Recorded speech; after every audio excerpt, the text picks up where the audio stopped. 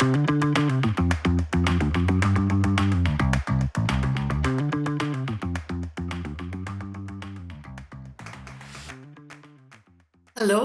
I'm Karen Tkaczyk, and I'll be today's moderator for our Life Sciences in Focus webinar on amplifying patient voices in clinical research, strategies for engaging non-English speakers. We have a terrific trio of guests who will introduce themselves in a moment. First, let's start with a couple of housekeeping items so that everyone who's joining today knows how to participate in today's webinar. Please use the Q&A tab to enter your questions for the panelists. We'll have ample time to address those in the last quarter hour or so. There's also a live chat panel. Feel free to connect with other attendees there and tell us where you're logging in from. We'd love to know where you're all joining us from. For those of you who have accessibility needs, you can turn on Zoom's automatic captions feature if that is helpful. And if you want to connect with any of the speakers today, please send me a message by LinkedIn or an email afterwards, and I'll facilitate that. We're all happy to connect on LinkedIn. We are recording today's session, so you will receive a recording by email sometime next week, probably. And we're going to start with a short presentation to frame the topic and then move on to the discussion. So I'm going to have our wonderful panel introduce themselves, then we'll have that short presentation, and then we'll dive in. So most people come to this industry because they care. So all of our panelists here today care. Harsha, would you like to start? Can you speak to your journey, please? Absolutely. Thank you, Karen, for having me. Good morning and good evening, everyone. I'm Harsha Rajasimha. I'm the founder and CEO of Jeeva Clinical Trials. I'm also a rare dad that lost a child to a rare disease in 2012. I'm a data scientist who did a postdoctoral stint at the National Cancer Institute and Eye Institute. And I have been deeply involved in patient advocacy as well as clinical research over the last 12 years or so. So I'm glad to be here and look forward to sharing some of the learnings we have gained by listening to various stakeholders in this clinical research enterprise, including patients and families that we are all centered around, sponsors, research sites, as well as CROs that are instrumental in making clinical research patient-centric. Thank you so much and welcome. Lya, how about you? Hello, everyone. My name is Lya Rebelo, and I'm very honored to be part of this very important conversation today. As a Brazilian and a chemist, I've always been passionate about the power of science to transform lives. And at Citeline, I mainly focus on global clinical trial intelligence with a really strong commitment to our mission of moving the path to life-safe treatment from pipeline to patient. My work involves ensuring that clinical trial information is not only accurate, but also inclusive, helping sponsors, CROs, design studies that truly reflect a diverse population they aim to serve. I'm really excited for this discussion and very much look forward to hearing everyone's perspective on advancing patient inclusion in clinical trials, specifically in the context of non-English speakers. I'm really excited to explore how we can remove barriers, improve accessibility, and ensure that diverse patient populations have a meaningful role in shaping clinical research. So thank you so much for the invite for today. Thank you. Thank you. We're delighted to have you here. And now, Julie. Good morning, everyone. I'm Julie Blasingim. I'm the CEO of Univo IRB. My background is a combination of site compliance from very early days working in regulatory at phase 1 clinics to being part of a very large IRB systems and central IRBs, from working in operations and looking at what do we do with translated documents, to being a board chair and looking at it from an ethical perspective and the ways that we need to think about protecting people who may not be English speaking. So very excited to join such a great panel, share not only what regulations say about research in non-English speaking, but also some of the practical steps to overcome some of the barriers that we've seen. Thank you, Julie. Well, we're all eager to hear what you have to share with us today. Over to you for our little presentation. Thank you so much. So when we first started talking about this presentation, the title was looking at the inclusion of non-English speaking patients in clinical trials, and I thought that there was no better way of titling this than lost in translation, because there are so many patients that don't enroll in trials because of the language barrier. In fact, 1/5 of each household in at least the US is non-English speaking.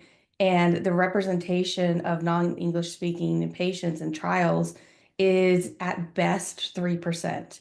So we have a lot of work to do as a research community to break through some of the barriers that we have. And so, my background being in research compliance, I always like to start off with what do the regulations, what do the ethical standards say about the need to enroll this population?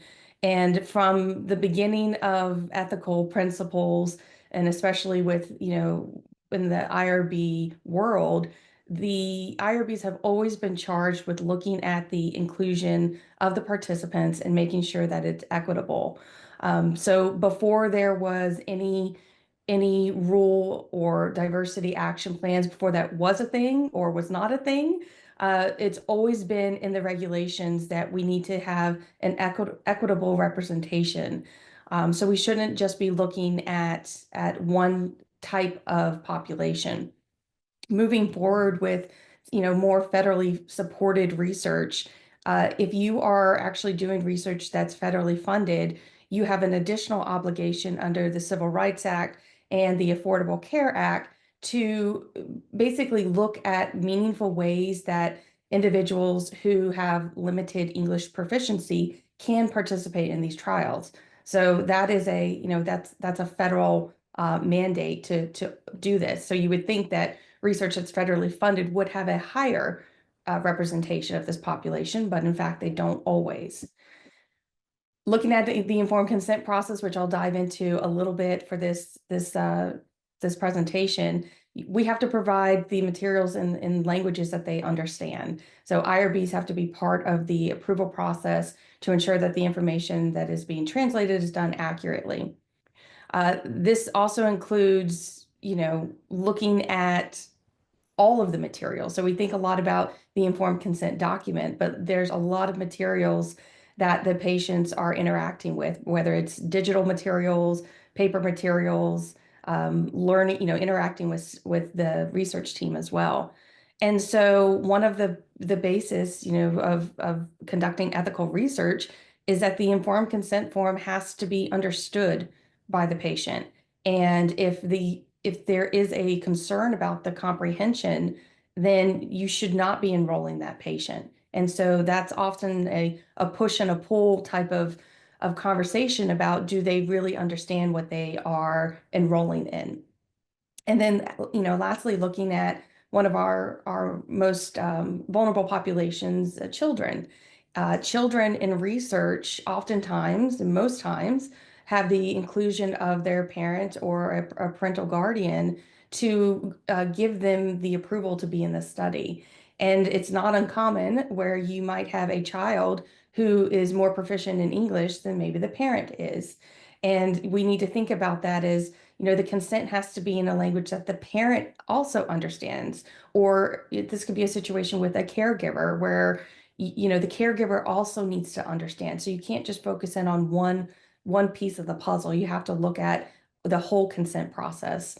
And we should not be relying on, a child who might be more proficient in English to be the one that's translating it to the parent. So these are just some basic pillars of conducting ethical and compliant research. Now let's look at the informed consent process. And many of us think about it as a document that is translated. And coming from an IRB, I can share with you that it is far more than that. It starts with the moment that you start to engage with the participant. And so all of this language needs to be translated in a language that they understand, that they comprehend. That includes all the different medical terms, that includes any of the materials, diaries, everything has to be in a language that they understand. You also have to have people or services available to translate the conversation. It is highly lack of judgment, lack of compliance to have a translated document, hand that document to the patient, have them read it, and then not have somebody available to have that discussion with them. So you've got to be thoughtful about making sure you've got the right resources, and these can be interpreter services. They don't always have to be in person, but you've got to have the right place tools in place. And that's not a one-time thing. I think a lot of people look at it as, okay, I got my informed consent form translated. You know, I have somebody there who can answer questions, but this is an ongoing process. You think about every time there's an adverse event that's reported, every time there's an amendment, a change in the consent form, new information. This is an ongoing process. This is a dialogue. And so when, you know, coming from the site side of things, you look at this and it seems daunting. It's hard to do. And a lot of sites end up shying away from it. And I'll talk a little bit about some of the barriers at the site level. But before getting into that, just to shape out the informed consent process, the regulations allow us to obviously have translated consent forms. And that's great when we know that our population at the site is going to need a certain translation. But we don't always know that, right? There are situations that come up where somebody might present to us in a language and we don't have the consent document. And a lot of people don't use this regulatory tool, which is something called a short form. And before I talk about a short consent form and everybody gets really excited, it's not the option of, the long form, the short form. Hey, I'll take the short form because it's easier. That's not the intent. There's been a lot of confusion about that. A short form is a way that you can have a generic document. It's usually 1 or 2 pages, and it's in a language. So you can have them pre-translated into whatever language you think is representative of your site demographics. And what happens is say you have somebody come to your site and you don't have the translated consent form. It wasn't something that you were anticipating. You grab the pre-approved, let's just say it's Spanish short form, and that is a document that goes to the participant, and that document says that there is going to be a person who uses the English consent form that is already been IRB approved, which is termed the long form, and they use that as a script to translate verbally to the patient. And so that allows you to have an effective informed consent process without having to turn that patient away. Now, after you've consented them with a short form, you do need to work with your IRB to get the document translated, because it's very important that they have all the information that they need, and especially having it in writing where they can go back and revisit it, talk to their family about it. So this is a really great way of making sure that you can have very inclusive populations. And a lot of people don't use this because it can seem a little complicated. So next I'm going to dive into some of the data, which I just found very interesting. So I already talked about the fact that 1 out of 5 US households is speaking another language outside of English. So we look at that and we compare it against some of the trials that have been done. So the first study here was done by a multi-regional clinical trial group, which is part of Brigham's and Women, which is part of the Harvard Institute. And they looked at clinicaltrials.gov, and it was almost 15,000 trials. Almost 19% of them required in the inclusion exclusion criteria that you had to know English. So right out of the gate, you're excluding anybody else from, let's just say close to 20% of the trials excluded even the possibility of having non-English speaking. And then on the flip side of that, let's just call it less than 3% were even accommodating to other languages. So huge gaps, right? Let's take a look at pediatric populations here. So a similar type of approach, go to clinicaltrials.gov, they looked at 5,000 pediatric trials.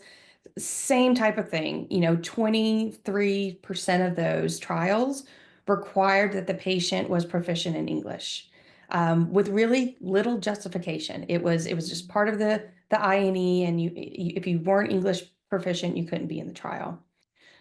Separately, another study was done, looked at journal articles, and they, looked at about 8,000 journal articles, and again, similar results. Only 9% of those studies that were done and published were included non-English speaking participants. So huge gaps. We are not, as a research industry, we're not bringing enough people and diversity of patients, and that's really what we need to solve. Now, I believe you'll get a copy of these slides if anybody wants to go into the research. I've included all the hyperlinks so you can look at the studies. There's some fascinating things in there. One other data point that I thought was pretty interesting is when they looked at the clinicaltrials.gov and they looked at it across different therapeutic areas, if the study was involving, so they looked at depression, diabetes, and oncology, and depression was 50% higher chance of them, or I'm sorry, 50% higher of not allowing English or non-English speaking patients. So let me say that again. 50% of the trials that were done in depression types of studies did not allow non-English speaking. And think about the reason why. That's because there's so many scales, there's so many patient-reported outcomes, there's so many tools, there's raters who are doing these types of assessments. So a lot of different requirements to have translated documents and translated materials. So it becomes overwhelming. Couple more statistics before we get into the discussion here. So looking at the barriers at the research sites, the fact that the protocols themselves only come in English can be a problem. My first job in clinical trials was down in Fort Lauderdale, Florida, a phase 1 clinic. 98% of the population was Spanish speaking. I remember getting the informed consent form back from the IRB at the time, and it was English. And I was like, that's great. Can't do anything with this. I have to wait a week to get, the Spanish document. And furthermore, the staff working on the trials, their first language was not English. And so when you think about protocol compliance, we need to think about the fact that what the people, the research teams using this document, they also need to understand it in a language they understand. And there's so many tools now with AI and other things that we should be doing a better job. There's cost associated, right? That can be a big rate limiting factor. Regulatory challenges, it's not mandated. And that is the reason why the ethical considerations, FDA language is should, but it's not required. And so therefore it puts the onus on the site to do the right thing. And honestly, there's times where these other barriers become rate limiting. The next thing is training and the comfort level of sites and the people that are doing the informed consent process, what their overall comfort level is. And so this was another study that was done. They interviewed several thousand people who were involved in the consent process, and they looked at different tools, and they were assessing their proficiency at executing a consent process to non-English speaking volunteers, and only 64% of them passed. Now, I understand the grading scale in school has changed, since I was in school, but that isn't good enough for me. Like this is a solid C, D. We can do better than that. We need to have our staff well equipped to handle and feel confident in training and executing consent process. So there's a lot of apprehension, right, about doing this. So how do we fix it?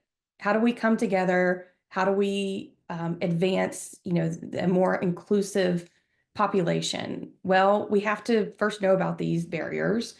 We need to, remove any type of unnecessary, barriers, what we can do within our control so that we do have that equitability in our participation. So we have to own it and do it. We need to spend more time with our teams, invest in training, invest in the translations. It is an investment, right? But it will pay dividends on getting more people to see research as an option for them. This benefits all of us, right? This is, I think, the mission of all of the companies represented here of being more patient-centric. So before I turn it over for discussion, I'd like to leave you with this thought about the 360 patient experience, right? Where it's, from a translated document in the beginning, working with translated staff throughout the course of the study, thinking about all of the different digital apps, telehealth, all the touch points that a patient goes through. And what does that look like if they are either non-English speaking or have low proficiency in English? And ultimately, that means a lot of translated material that you need to look through. So with that, thank you for allowing me to set the stage, share some of my passion for changing the way that we look at things, and I will turn it back over to for the group for discussion. Thank you so much, Julie. So, well, lots to talk about here. So let's kick off the discussion by asking Lya and Harsha to respond to anything you'd like to in Julie's presentation. Lya, do you want to go first? Yes, thank you. I want to touch upon the diversity action plan because this is something that many of us are watching closely. While the FDA's diversity action plan guidance is under reconsideration as part of the current administration's broader rollback of D&I related policies, I don't believe the industry will or should reverse the progress that has been made in diversity in clinical trials. I feel that even if formal mandates shift, the scientific, ethical, and commercial imperative for inclusive trials remains strong. Global regulators are here at Citeline, CROs, sponsors, patient advocacy groups have seen firsthand that diverse participation leads to more meaningful data, better innovation, and ultimately, as Julia mentioned, treatments that work for a broader range of patients. What was once a regulatory requirement, I believe that is now becoming an industry standard because it leads to better science and better outcomes. While it might be maybe too early to predict the full impact of these regulatory changes, I do believe we have reached a turning point where the industry recognizes that inclusive trials are simply good science.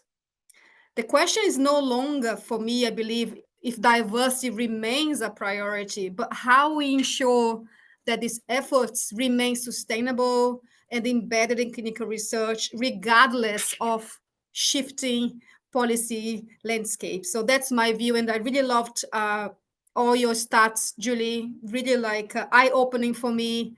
I have to say the 50% numbers now is like stuck in my head. Thank you so much for sharing so much of your knowledge. I appreciate that. Yeah, my pleasure. Maybe one thing I can respond to that with, so in the early 2000s, there was a federal rule called BPCA and PREA, and it was a requirement for drug developers to do clinical trials in the pediatric population. And that was the first time that they said, this is now a mandate. So my hope is that even though someone did a control find and deleted everything, diversity action on the FDA website, my hope is that they come out with something more something with more teeth, like Yes. BPCA, like PRIA, that makes it mandated, not just guidance, where, so before with BPCA and PRIA, if you wanted to give a dose of medication to a child, you basically did a percentage of based on, body weight and height, and you would take the adult dosage and figure out what the child dose was. And so obviously, just like we have concerns with that, we have concerns with different groups metabolizing drugs differently and having different responses. And so we have to have that. So deep down, my hope is that it comes out with something stronger and mandated like that particular instance. But obviously, we're watching that very closely. Yes, we are. We all are, for sure.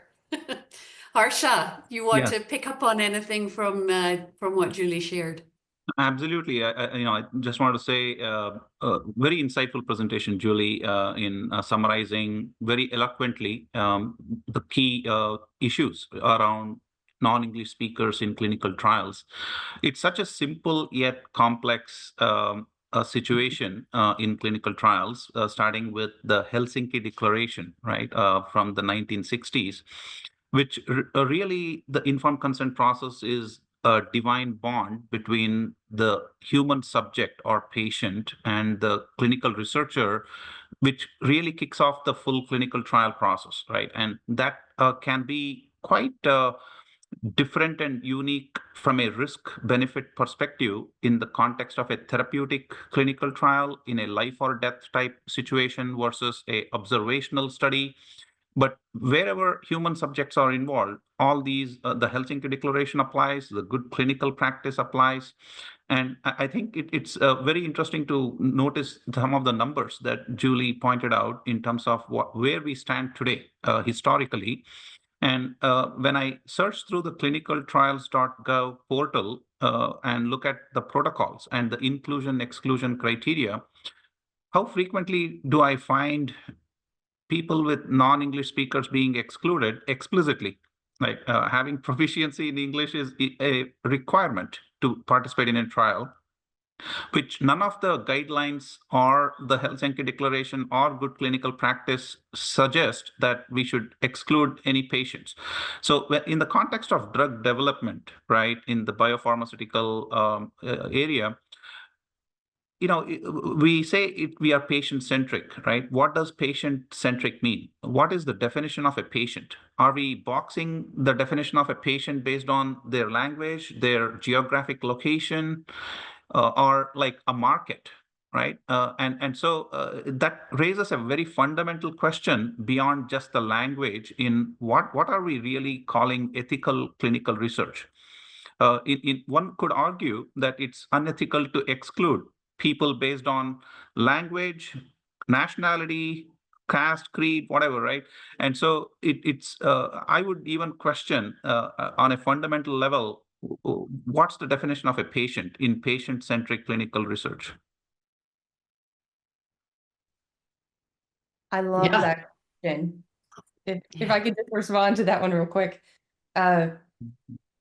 We don't have enough, when we think about patients and trials, there's not enough of them. And the reason why there's not enough of them is because we think of, in this, at least here in the US, we think about being in a clinical trial when, you're a healthy volunteer and you might be doing this as, subsidizing some time and income while you're in college, or you have stage 4 cancer. And there really isn't a whole lot in between. And that's because we have not done a good job of thinking about the patient in the design and the development of a trial. The results are very, very clear. NIH did a study, like 97% of the people who were in this study had never been in a clinical trial.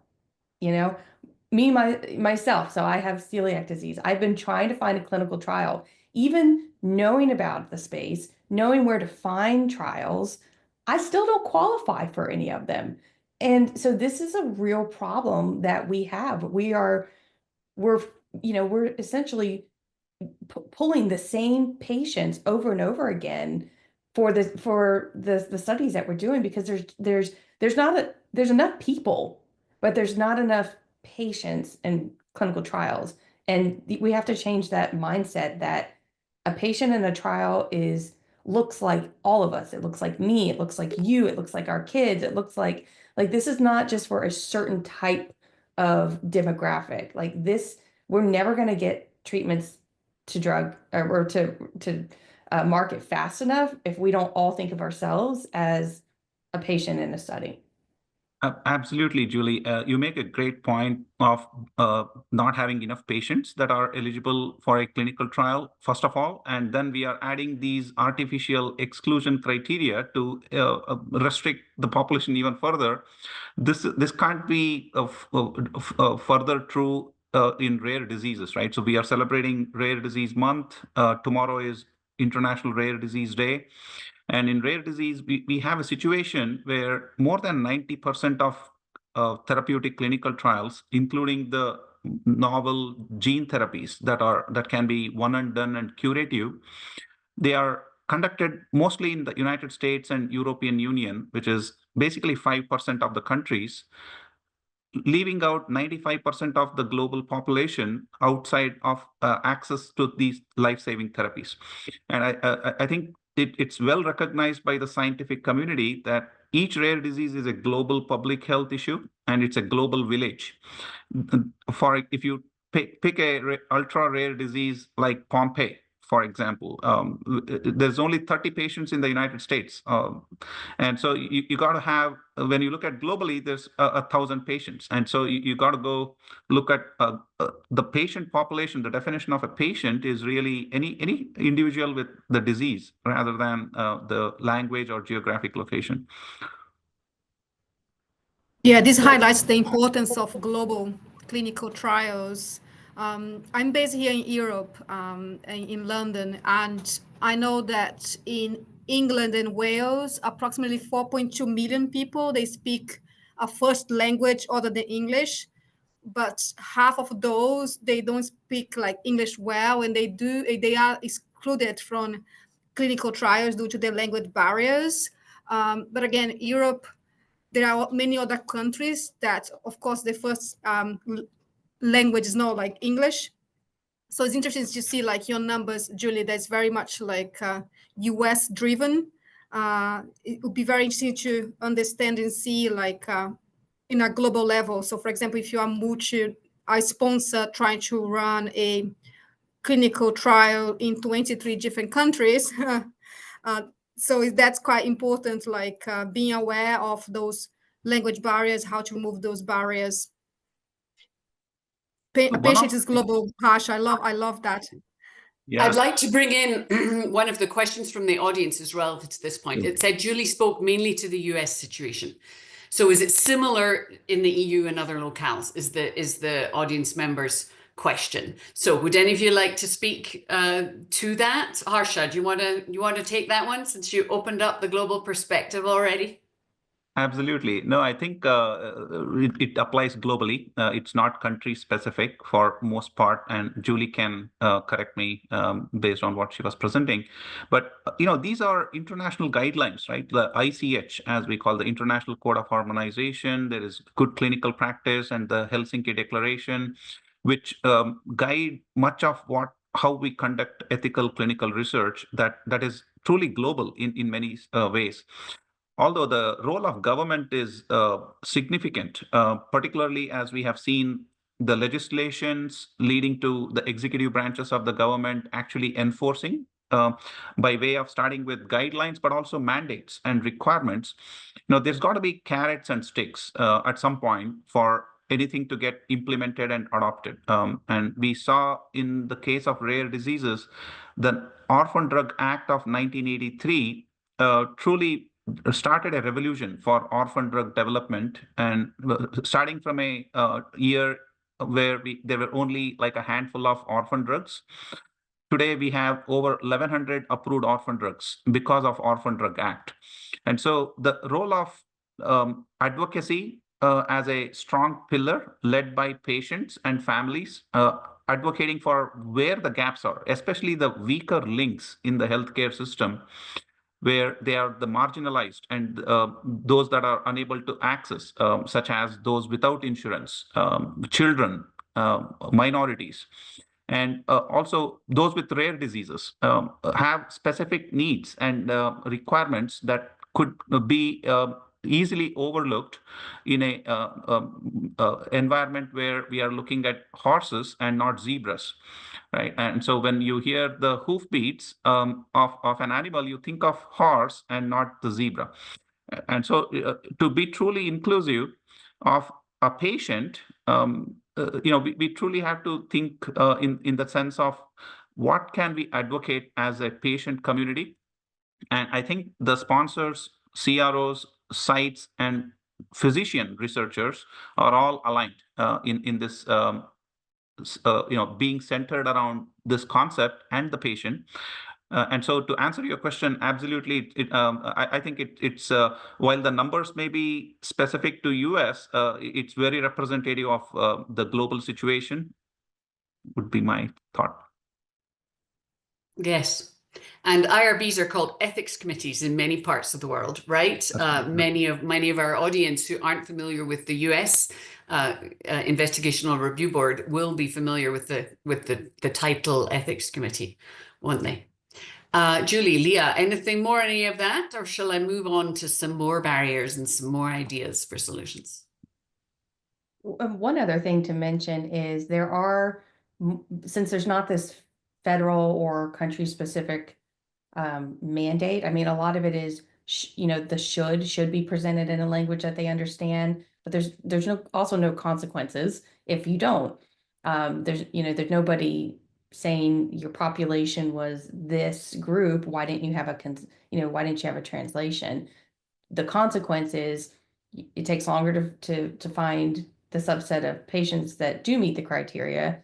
So it's study timelines is really what suffers, and you end up with a very homogeneous group of patient data because it's not diversified. But what I wanted to share was, in some countries, and there's local requirements. So for example, in the ethics review committees in Canada, if you are conducting trials in Quebec, then it's mandated that everything is in English and in French Canadian. So we could start to see in the absence of a global requirement, each individual providence, state, country could have that mandate. Yes, and as I think it was Lya who put in the chat, the EU has a mandate, right? And each EU country regulates that the documents submitted to the authorities must be in the languages that they define for their own country, right, Lya? Yeah, EU is a bit different. Like, again, the language, we use directives, whereas like in the US is more like a mandate. So is enforcing, whereas here is more like, as Julia mentioned, is a guidance directive. So in the end of the day, it's up to the sponsor to follow those directives. So there's a few differences, like when it comes to here to Europe with the US. Yeah. All right, so let me ask a different question, slightly different focus. We can work our way through some of the solutions and some of the barriers. So Harsha, at Jeeva, you're part of the digital solution, right? In terms of digitized content. Do you find that there are regions where sponsors try to get away with English interfaces in software and forms people are filling in apps, or do you think sponsors choose locales where English is more likely to be spoken, or any thoughts on that piece of the puzzle? It's a great question, Karen. So, in general, clinical trials historically have been conducted at academic medical centers in major metropolitan cities in the United States, at least, and probably true across the globe. The rural populations are still very difficult for them to access the clinical trials. And 95% of cancer patients in the US, for example, have never been asked, would you like to participate in a clinical trial? And only 5% are having that opportunity that live within 50-mile radius of these major academic medical centers. And there are 70 NCI designated cancer centers, for example, and I'm just focusing on cancer for the moment. But that's probably generally true or even worse in other disease areas, because cancer tends to be the emperor of all maladies and have majority of the funding going into cancer trials. And so in general, that has led to these metropolitan cities, academic medical centers, people living within 50-mile radius, mostly English speaking. And so that is also a significant barrier. And they do tend to add additional languages depending on the location. For example, if the center is in Los Angeles or in New York City, there's probably every language in the world represented within the 50-mile radius of these cities. And that does make them aware and require or even demand language translation to support their patient communities. Whereas a site located in Vermont or the Dakotas or somewhere in those regions may not need, there may be just a handful of non-English speakers. And so they may be like, yeah, the cost involved and the effort involved may not justify taking that extra mile. So the language we do see that are supported non-English speakers in certain sites, depending on the patient communities that these sites cater to. So we recently supported a site in Miami, and they requested Spanish language as in addition to English. And so we had to do that, and it was easy for us with the right partner and the right technological innovation in place. We were able to support that no problem. So in general, one thing I'd like to add, Karen, on your question on technological innovation is that's one of the critical pillars in addressing the barriers for engaging non-English speakers and in general, engaging all patients with clinical research, in addition to the patient advocacy, legislative advocacy, executive branches of the government, and multi-stakeholder collaboration, right? End of the day, this is all the stakeholders have to work together to be able to support, whether based on language or any other parameter. But technology is a critical enabler in this piece. Thank you. All right, I'm conscious of time. This hour is zipping past. Let's see. We've got some good questions here from the audience. I've got some more I was planning on asking you. Let me ask one more and then I'll go to the audience.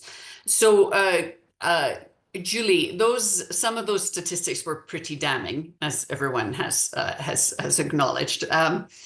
In your role over your career, does your anecdotal evidence support those poor specifics? Do you see many people trying to get away without translation? Do you see poorly translated materials as the IRB reviews them? Or have you always seen efforts towards compliance? I mean, how good or bad is it, you know, from your long career? What do you see in the space? Yeah, that's a great question. I think generally people want to do the right thing. So when you do find non-compliance, it's either because they didn't know that there's a requirement to translate documents. So you do see the situation where they're taking an English document and just verbally translating it because they thought that was the right, the best thing to do. So we see that sometimes. We also see a lot of times where the translation is done by a staff member who might be native speaking, but they're not a certified translator. So it's hard for us to say that this is a true and accurate translation, which can be a little frustrating because, if it's your first language and you're translating it, then why wouldn't it be accurate? But we have to go through the due diligence of knowing, is this an accurate reflection? And we've done a couple different approaches to help do that. So again, people generally want to do the right thing. They don't always know how to do it, and they don't always have the budget to do it. And so of late, and I think this might be one of the questions, is why can't we use AI to do it? I mean, you can have something generated very quickly in any language that you want. In fact, I can, using technology, and I can create avatars of myself and videos and instantly have a video in any language that I want it to be presented in. And I am a pure English speaking. I do not speak other languages very well at all, but instantly, right? And so if we're not thinking about that as a solution and to help reduce some of the cost, we've missed the boat. We have to start thinking about this, because I can tell you as a patient, when they are looking at the informed consent form and they have questions, they're going to go to AI, they're going to go to Google, they're going to go to, the resources that they have in front of them. So we have to be able to do that in a very, we have to keep up. Yes, so you address one of the questions there. Would you use AI for patient-facing documents? So I think there's a limit there, right? You mentioned the difference between certified translators and AI. There's a place and a time. Is that how you approach it? I do, and we actually get a lot of questions about how can we use AI in a patient, excuse me, a patient interaction way that makes it appropriate. And so we've got some guidance on that. It's probably a whole nother webinar that we could talk about, but the things are making sure it's clear, making sure that the person knows that it's AI and it's not a human, doing reviews, having a quality, a monitoring process. And at the end of the day, if the individual is in the right sound mind, and they have the, so they're cognitively able to make decisions, and the information that is being given to them is clear and accurate, it's their decision to make. And I think we sometimes try to protect patients so much that we withhold information because we don't think that they can understand it or that they can do the right thing with it. But that's far from the truth. All right, we have a great question from Jonathan. Presumably these issues apply to many countries with populations who speak minority languages. Do we miss something by focusing on non-English speaking versus minority language speaking? So yes, obviously well, would any of you like to tackle that? It's a very good point. I think in certain countries, English could be the minority language, and so and hence, yeah, I don't think it's any one particular language, but in general, in clinical research, I think English has taken as the default standard language for depending on the country and the region, and so certainly, US being the largest funder of biomedical research, at least here, US English is the primary language, and so non-English probably makes sense. But you are absolutely right. So it doesn't have to be, and so it's all minority languages. The other part I wanted to mention and maybe get thoughts from Julie and others is on the need for bidirectional translation accuracy, right? Like is that always required that we say go from English to Spanish and then go back from Spanish to English and the meaning does not change, right? And do we need a professional translator to certify that? Is it always required or only in certain contexts? So usually it's only in certain contexts. So if you have a certified translator so what are we trying to get after? We're trying to make sure it's a accurate document. And so if it's, there's different ways that you can determine if it's accurate, right? So if it's being done by somebody who's native speaking, then maybe you want to have that secondary translation back so that you can verify. So it's a quality step. Some sponsors automatically require it. They've had situations where, it was translated and it may or may not have been accurate, may have not been the right dialect That's a whole nother topic of, making sure that even though it's translated, is it the right dialect for the population. So at the end of the day, what we need to be focused on is it accurate? Is it clear? And does it give the patient, like, we want ultimate comprehension? And that's all of our checkpoints, all of our procedures should be focused in on ultimate comprehension. And I'll say from our point of view, that's correct. Back translation is used in very specific circumstances for very specific pieces of content. And most workflows, we use other ways, other quality assurance methods that ensure accuracy and fit for purpose for the right audience, exactly the right audience. It's part of our workflows, but it's not the norm by any means, Harsha, even in the clinical research space. Yeah, thank you. One interesting thought is on the AI translation. It would be interesting to hear from a professional translator. Would it be easy for them to translate it directly from the English to a specific language? Or would it be easier to verify a AI translated version? Does it actually involve more effort to verify and correct AI translated document? I can answer that. So the answer is it depends on the language. For the world's minority languages, they're typically going to be better off doing it from scratch. Yeah. The languages, you can imagine where the most money into AI research has gone globally. You can think about the world's global biggest languages and where it might be a time saver for a translator to polish the output of an AI translation for some of those of the world's largest language. But as soon as you go into many languages of Africa, smaller European languages, many languages in Asia, that doesn't work anymore. So if you're talking about Chinese, Spanish, possibly, Harsha, possibly, yes, you might be able to save some money and some time, but not for Tamil and Tagalog and Icelandic, right? Right. So how big's your trial? Yeah. Let's see if we could squeeze in a couple more here. Do the regulations on language access include advertising materials?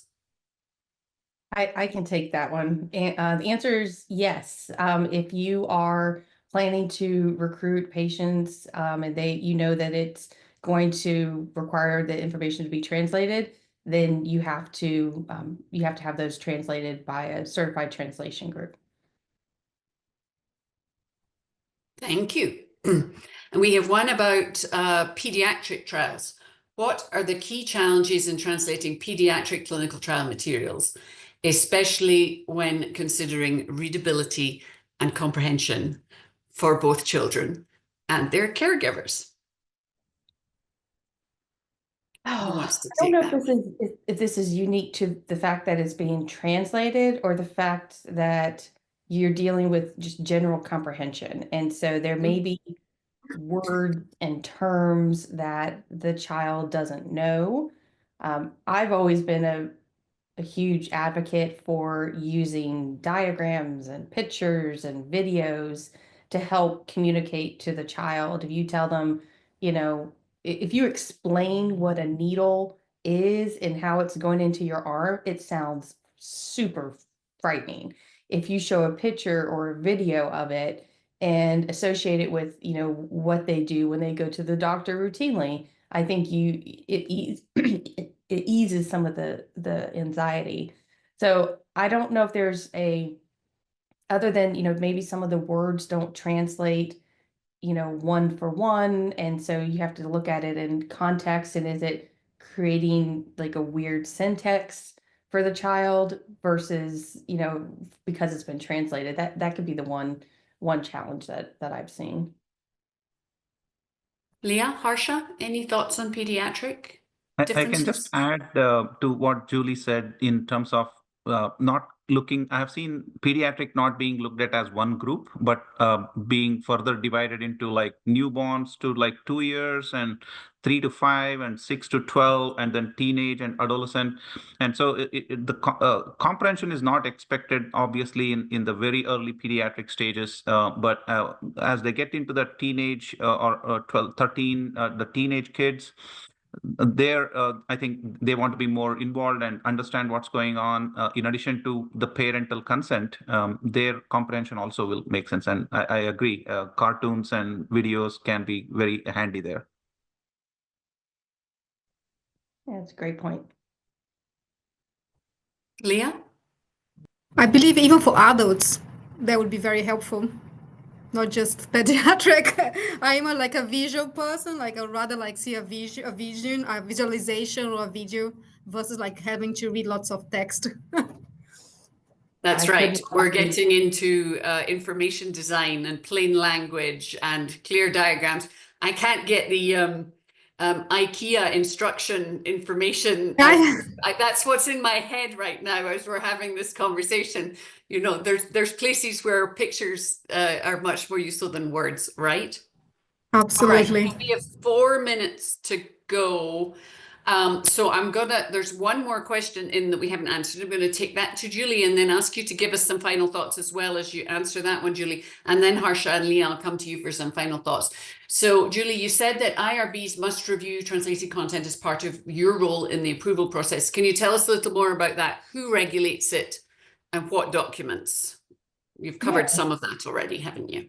Yeah, so I mean, part of it is, part of, 21 CFR 50 informed consent. I'm talking about the FDA regulations for ensuring that the information is in a language that they understand. So that's the global mandate for, who would quote regulate it. The FDA guidance on informed consent also talks about non-English speaking and translations. They actually do a pretty good job about different scenarios, like I walked through, if you don't already have the translated document. So it's the how is in the FDA guidance on informed consent. So, and if that's something that people would like to have circulated, I'm happy to get that out to you. Thanks. And any final thoughts as we wrap up? I'll just, as we started it, lost in translation, there's a lot of people who could have benefited at being in a trial that didn't get the chance of doing it. And so, part of what I do every day is challenge my team to do things differently and better. And the way that we protect patients today is a lot different than the way that we engaged and protected them 15 years ago. And so we need to not accept, the status quo and think about good partnerships of doing things better, because we need the patients. We need to do this. Thank you. Lya? I couldn't agree more with Julie. And this session has been like very insightful for me, very eye-opening with the statistic, Julie, and you, Harsha, sharing like your knowledge and experience as well. And again, this is not about just non-English speakers. It's about like patient. The definition that Harsha was mentioned, like it's global. Clinical trials are global, and it's all about the outcomes that we can help overall for the wider population. Very pleased for this panel. Thank you for the invite, Karen. Oh, always a pleasure to talk with you, Lya. Harsha. Thank you, Karen. And I agree with Julie and Lya. And what I like to add a couple things for pondering, right? So one, on the technology front, when we started implementing electronic informed consent, the expectations were even more stringent for e-consent than it was for the regular in-person paper-based consenting process. Verification of comprehension, quizzing, and how are you really sure that the patient actually understood? And so something to be aware of is when you're using technology, AI, there is more burden on us as developers of the technology to demonstrate that the patient actually understands and how this fits within the process. The second thing, which I consider a bit of a gray area or like subjective to the IRBs and the ethics committees, is phase 1 trial where there might be 10 or 20 patients versus phase 3 trials, global trials, where there might be thousands of patients involved. Is the expectation still the same that we should support all languages in phase 1 when there's hardly a small number of patients, and what is ethical, what is not, right? And that's a subject to IRB determination. And so I think that's why I feel every problem we discussed and others have been addressed by somebody someday in some clinical trial, but not always by everybody in every clinical trial. And that's what makes this both challenging and interesting for everyone involved, because we all are in this for the right reason and wanting to do the right thing, yet it feels like it's the first ever trial undertaken by mankind sometimes. Fabulous. I love your takeaways, all three of you. Okay, so we could talk about this for hours, but it's time to wrap things up. Thank you so much to all three of you, Lya, Julie, Harsha. Thank you for sharing your insights, for joining us today, and big thank you to our audience. I hope that our guests have given you something to think about, something to take away and action in your role in the clinical research space. And on that note, thank you very much for everything, and goodbye.